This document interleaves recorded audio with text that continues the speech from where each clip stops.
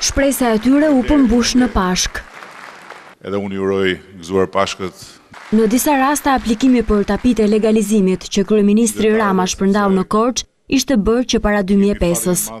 Përshëndet të gjithë, ti drejtori Artan Lame, që po i dolën trutë për muaj të tëra, që u mendua për ne, se unë e kam deklarimin që në 2004. Arben Nafis Hysolli.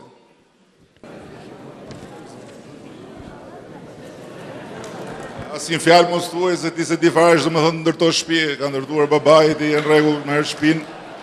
Ti bëhesh tani pronar me letra, je në rregull. Edhe me gjel, me tuta gati për klub.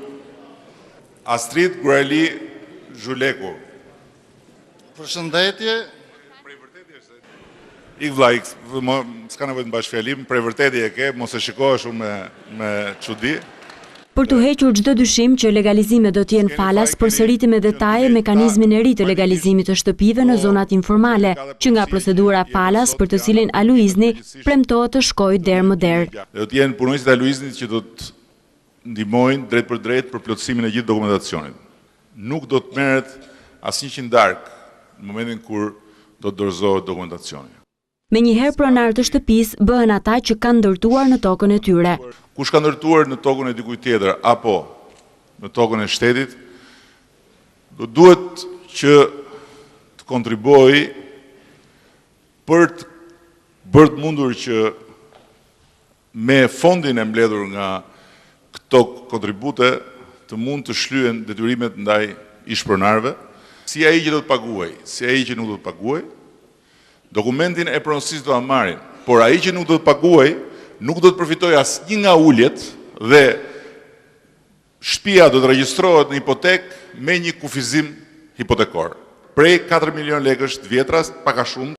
Për të arritur në këtë pikë, ish-kryebashkiaku i Korçës ka kontribuar ditë e natë. Kreu i Aluiznit ja di për punën që ka bërë Niko Peleshit. Realisht mbylleshim pasdite, jo ta bëjmë të frazë kështu, jo ta bëjmë të fraza ashtu, jo ta ndrojmë kështu, ta ndrojmë ashtu.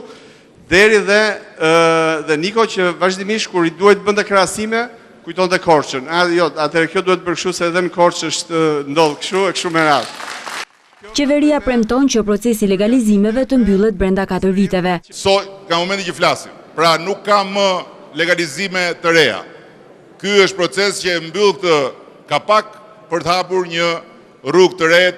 Pas kësaj vjen sfida tjetër e vështirë e urbanizimit të zonave informale, por që në Korçë duket të jetë më e lehtë. Së bashku ju jeni kujdesur që të lini hapësirat e nevojshme për rrugët mes Për gëzime, korçarët marrin dhe për pagesën 1/1 të energjisë elektrike dhe të taksave vendore.